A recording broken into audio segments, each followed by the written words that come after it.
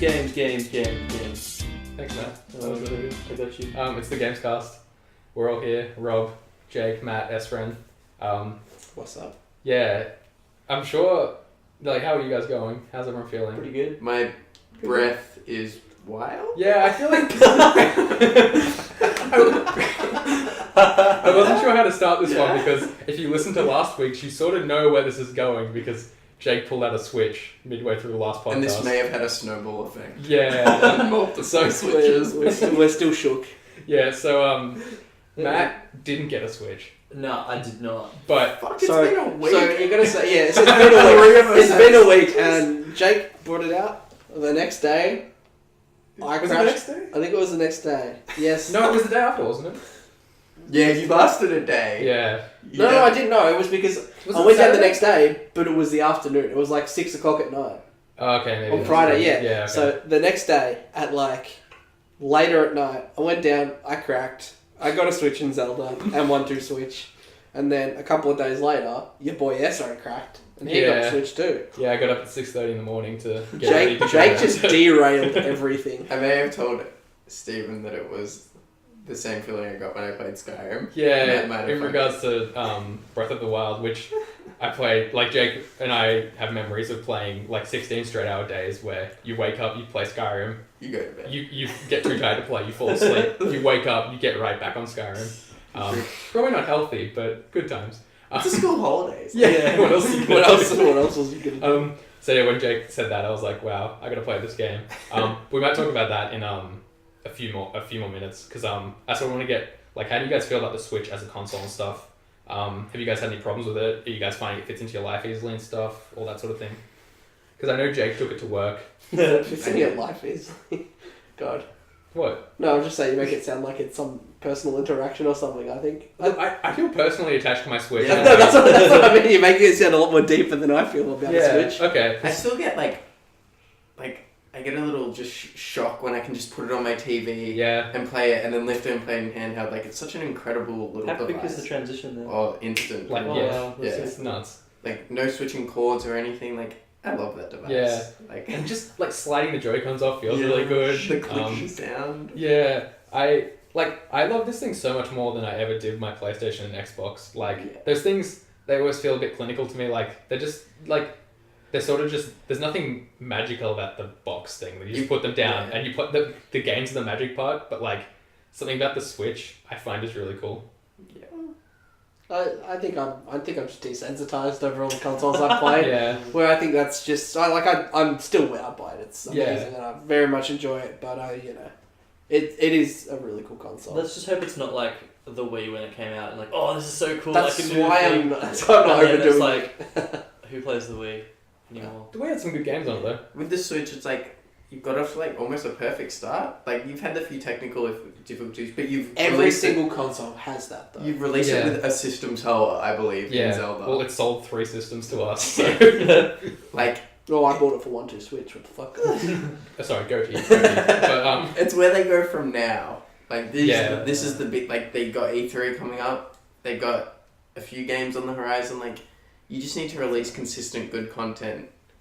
And they from what I see that they've announced coming out, they've spread it out nicely that if they announce other games they can slot it into other spots where they've got a bit of a wait, but they haven't done anything where it's going to be a 3-month drought of no game. It's good that they have the indie support. Yeah, obviously. For sure. I think this year's going to be fine in terms of their releases and stuff. It's more the future. Like, I think the thing with Nintendo is I'll feel more comfortable with, even as games are coming out, they're announcing more stuff rather than like... Because at least you know there's more on the way. Like when Odyssey comes out, I don't want to be like, oh, is that the last thing you guys have? Like, I want to be like, oh, no, we've got this thing on the horizon, so it's okay. Which is why I'm not feeling stressed about it, because there's so many of the games, cons, that sort of thing coming up. Yeah, so exactly. There's, E3, there's all those other ones that they'll announce new stuff and we'll see what they have up their sleeve. Because I have no doubt they'll have something up their sleeve. Nintendo always does. I'm happy it sold well.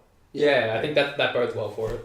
The reason there weren't a ton of Wii U games like there have been on previous consoles was it just didn't sell that well. So why would they put all their eggs in the basket that no one's holding? From day one, they were pretty much like, we're going to have to move on from this thing sooner than we thought. Which, changes your prospects for the future of games releases and stuff. I have one little thing. It's just like, I look at my 3DS now and I just think, what's this thing for? Because I have my handheld. It's for Pokemon.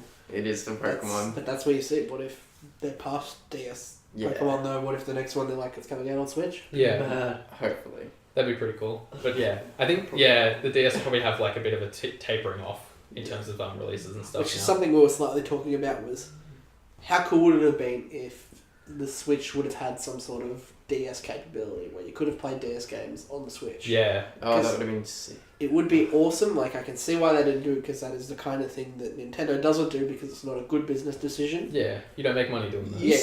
You don't make money appealing to a fan base, but you know. You sell more consoles if you say you can play Pokemon on the Switch. I still think like, why not release a Switch version of Pokemon? I think Still sell it for $60. I don't think that's not on the table. I think that in November we'll see something like, okay, we have something like that. Because like still sell it for $60 or whatever, but like there won't be any Pokemon this year, guaranteed, because they've been in between years. Like they've been doing it every second year from now on. But I think as long as we get an announcement this year, I would feel very strong about getting to play Pokemon on the next level of console. The next Pokemon has to be like full-fledged 3D, like Zelda-like open world. I think so. Surely? The data mining things that have been going on that people think they've found stuff might, it points towards that, but, I just think, like, they've been trending that way, and the 3DS, like, they've stretched that thing to its limits. And people have been asking for, like, a proper, like, open world sort of Pokemon for a decade now. Like, they've still not helped us. Since Skyrim came out, everyone's like,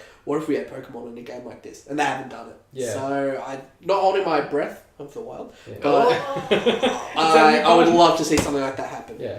Have you guys had any problems with yours? Well, fucking screen protectors. Oh yeah, I had trouble with that one.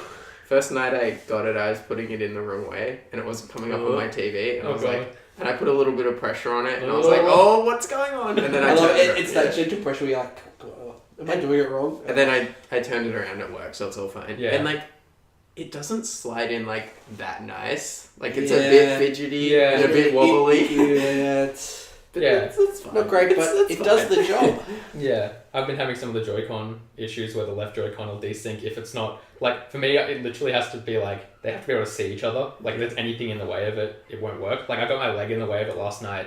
Like, just put my legs up and it stopped working for a bit. Goes out. But yeah, there was a visual joke there with putting his leg up in the air. GIF incoming. As always, this is a video podcast, so no, it's not. It's definitely not. Maybe someday. Nah. Probably not. Do you think he'd cave anytime soon? Not soon. Yeah. I need other games coming up. Yeah. Because at the moment I still see it as a $500 investment for Zelda. Yeah. And while I think it's a cool game, I'm not going to pay that much money. That's the smart person choice. That's a disrespect on the Zelda. This guy. Do we want to talk 1-2 Switch for a minute? Because we've played that a few times because Rob got it, and I reckon that game's kind of like really good. It's like the kind of party games you had on the Wii the first one. Everyone was like, oh, that's cool, but I feel like it has a lot more longevity to it. It's cool. Yeah, I just think like people are like, oh, like it should have been a pack-in. I think that just makes more sense. I agree. But just to show off what the Switch can do. And people like, but I think if you consider like a bottle of vodka or something's like $70, right? Mm-hmm. This is like roughly that price, and if you took that to a party for a night, you're sort of getting the same value out of it, and you don't drink the whole thing. Yeah. Like you still have Switch the next day. So you don't know. Unless I switch for a bottle of vodka. Yeah, nice. But I think like it's better than people say.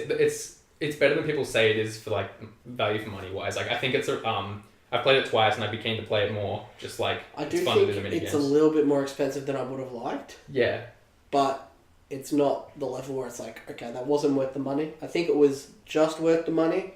Yeah. But definitely, when a price drop happens, 100% get it. Yeah. Great game. I think the other thing is like, because you have it, that's why I didn't get it, because I was like, there's no need for we have it now. all of We're us only to ever get it. going to play it when you're like hanging out with the boys and that sort of thing. And like, one person only really needs it. So yeah, make sure your friend caves in and gets it. Yeah, exactly. Get your friends to do it so you can save $50-$60. Wait for the Christmas bundle when it's a pack in.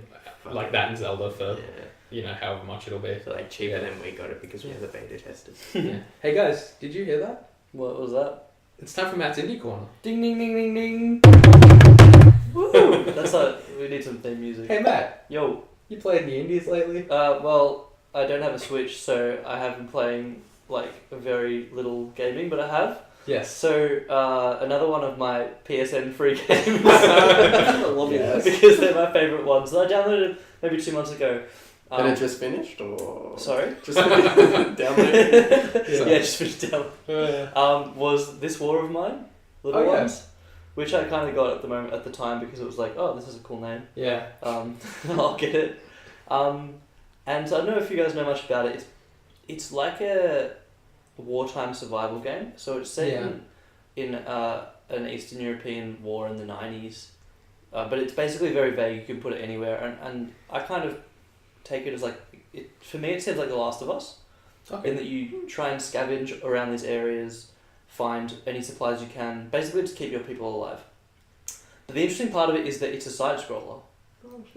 Basically, you're in this big house, which has got 4 different levels, and you go up and down the stairs and up and down, and basically try and, push through this pile of rubble to get to the locked thing, and you've made a lockpick, so you unlock the door and get all the supplies from inside. So is this house like a base, or are you just that's your base, the and then so basically during the day you create stuff, you craft things, you make beds, like you make food, whatever. So is sleep a factor for? Yeah, and then what happens at night is that you choose someone to go scavenge, or you can sleep, and everyone else just sleeps, and the scavenger goes out to a location where it's got a similar kind of like side-scrolly house or structure.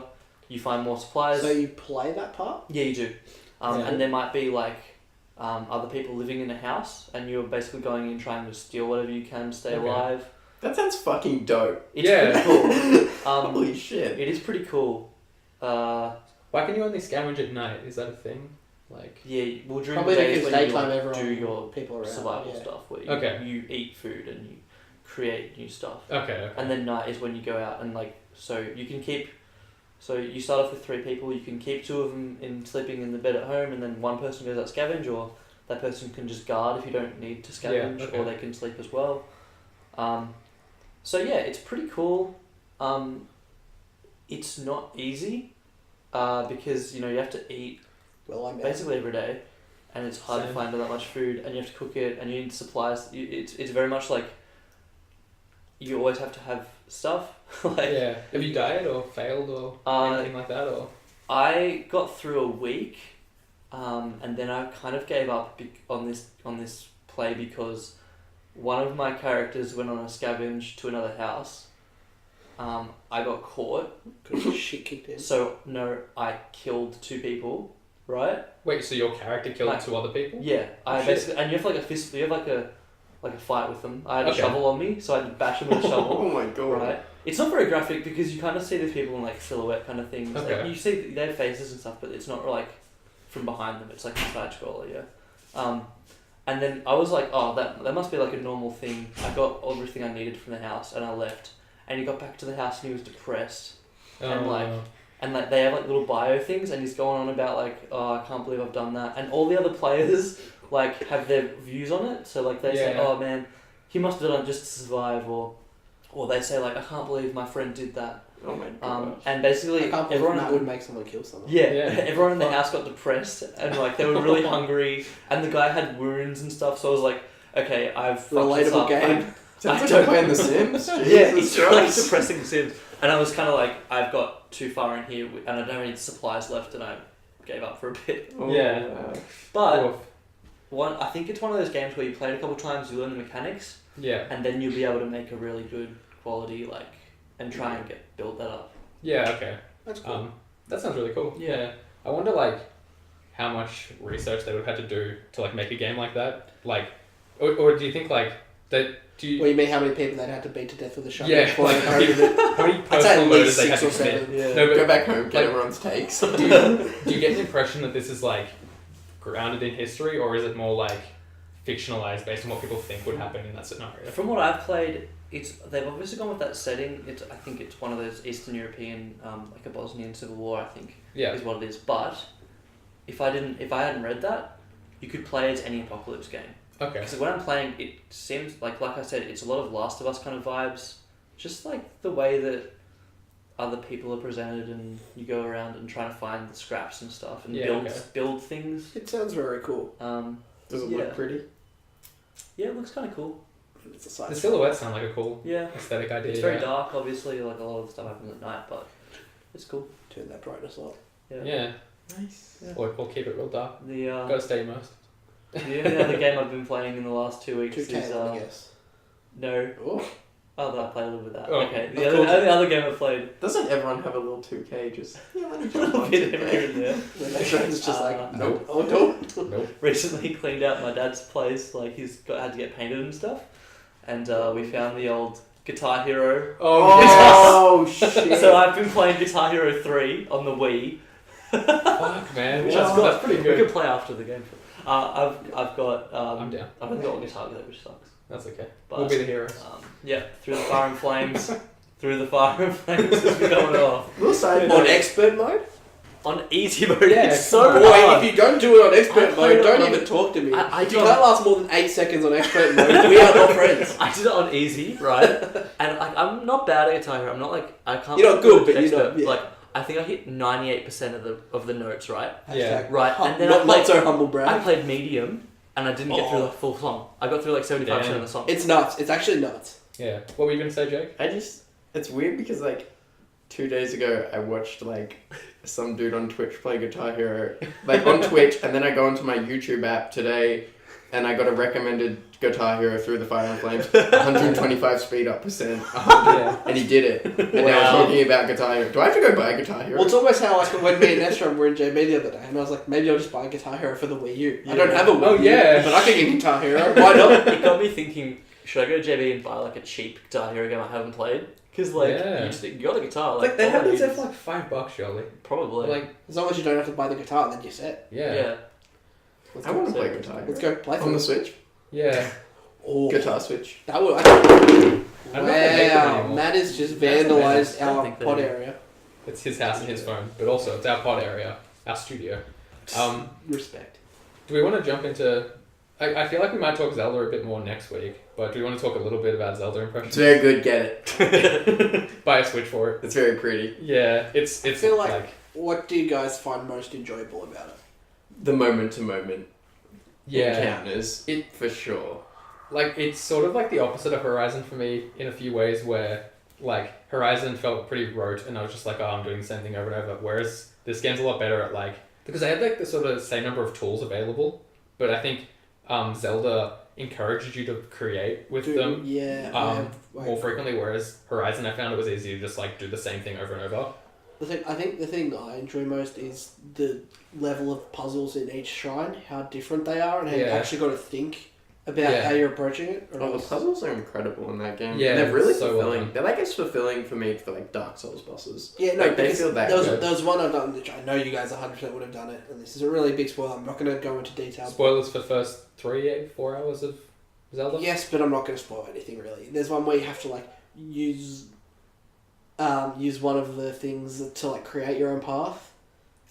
I see. I'm trying to like. so I'm try- vague. no, I'm trying not to spoil it. Is this like so, the whole game? Okay, so little spoiler. Skip 30 seconds if you don't want any little spoil at all. Yeah. So you've got to like, you know, the ice thing, where you've got to Yeah. like bridge out the wall, like the ice from the wall, and like hop up, Oh, yeah. and then hop up to the next, and then go up and like shatter it and that and that. I just found that really cool. Yeah, I think the coolest thing about that is I then used that same skill set to climb a waterfall in the Yeah. game. Yeah, exactly. And that blew my fucking mind.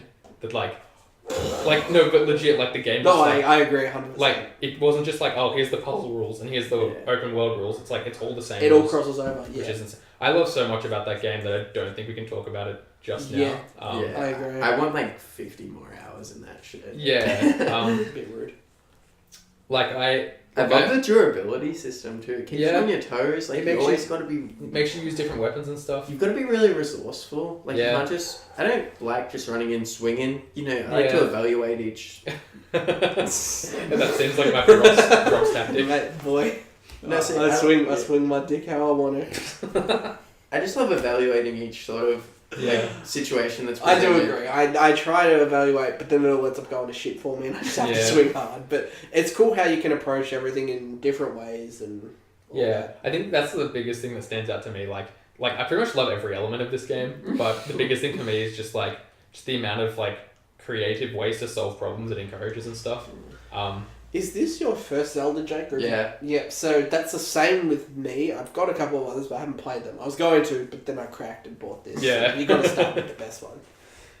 Yeah. But, so you can't say we're, blinded by nostalgia goggles or anything like that. Like, first time playing, I don't have any, memories of playing Ocarina or of any of that back in the day, and I think it's a really amazing game. Yeah. I think the nostalgia commentary is from people who are salty they don't have a Switch or a Wii U, honestly. Yeah, Because I'd probably agree. Because it's just gotten so much praise from so many different corners and stuff, and it's just the nostalgia comment doesn't really hold much water for me. I agree that the praise was probably a bit excessive to start with. Everyone giving it 10, 5. I mean, but that's not a concerted effort. That's I know just that's what I'm saying. bunch of I think it's a playing bit it. exaggerated, which is a bad thing for it because then you get the people who just blindly hate it. That's one of the really bad things where it does earn this. I think it earns those ratings, but because it gets them, everyone's just you'll get people who hate it anyway because it's good. And if it was a couple of points less, I think everyone would love it. Yeah, no, I don't. So I just feel bad for the people that who are too arrogant in their own ways that won't try it out because they think everyone's just too high on it. Well, just before you, Jake, the other thing is the barrier for entry is in Australia, it's $500 to buy a Switch, or if you have a Wii U, it's a bit cheaper. But it is a pretty big step to make to go and get a Switch for Zelda. I don't mind about the haters because everything that's great has haters. LeBron James has haters. The Warriors have haters. Zelda has haters. You said Destiny High. But Go on. Yeah, I just obviously before you get it, you should read up about it. It might not be the game for you. Yeah, but I can see why people wouldn't enjoy the game because if it's just not the type of game people enjoy, that's the thing. But if you're buying a game without making an informed decision, you're an idiot. Yeah, I was talking to Matt about it, and we were talking about how there's no real direction and stuff. A lot of the time, you sort of just pick where you want to go yourself. And Matt, you said that was potentially a turn off for you. I'm exactly the same as you, Matt. I was worried about that too. Yeah. But it's just I found it a nice branch out. Yeah. The way I play most games is you get to a bit and it's do I go this way or this way? And one of them is the right way, and one of them's a dead end. And I always want to go to the dead end and explore everything and then go do it. I'm am I going to be skipping stuff and so that's exactly my play style. Yeah. I agree. There have been a lot of games I've been turned off by that thing. I like a sort of direct path and where you're okay, I'm going this way, I'm exploring everything and going back and that. With this, there's nothing that's really skippable. You can finish the game, come back and do everything later on. Okay. So that's why I wasn't too worried about missing this or that. Just play the game how you like, play through it as you like. If you finish it before you think you've explored everything, come back and do it all later. I think that's one of Breath of the Wild's biggest strength is I get lost in this game because I see something I want to go there. Ooh, I go there, that opens up a whole different view for me and I'm I want to go there, I want to go there. It's it's really, really compelling. Yeah. But it also does tell you where the main missions are, so if you just want to bullet through that, you can. Yeah. But also if you want to explore and that's the way you want to play, you can do that as well. Yeah. I think in terms of seeing a forked path and seeing I want to see the dead end before I go down the main quest path, it's almost if you have 20 different paths and they all go somewhere. There's just no dead end. Which could be overwhelming and you could be I've got to see all of that, but I think it does a good job of being I'm on a quest to go down the third path and I'm just going to go there and then one day I'll come back and do another path. Which is why in the car me and Esther were talking about how him and Jake have been playing so much harder than me because they've obviously played a lot. And I've still played 3-4 hours a day, so I've been playing a fair bit as well, but it's the kind of thing where I know I will get overwhelmed if I just keep playing.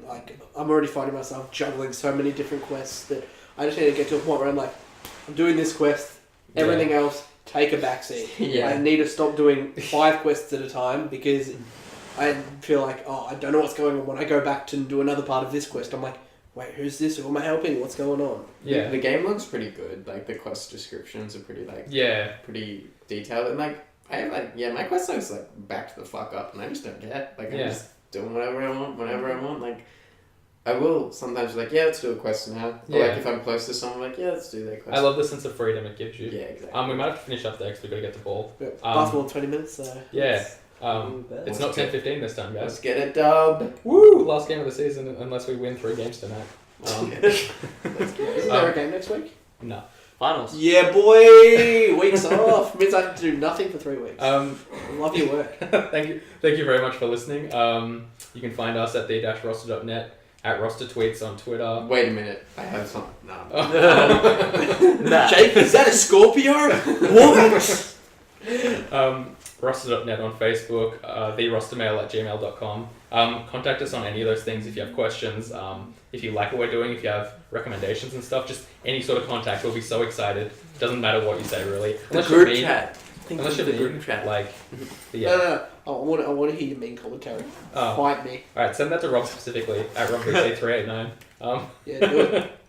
Leave that out of the big email. Thank you guys for joining me. Thank you for listening. We'll see you next week. Bye. Let's go next. Later.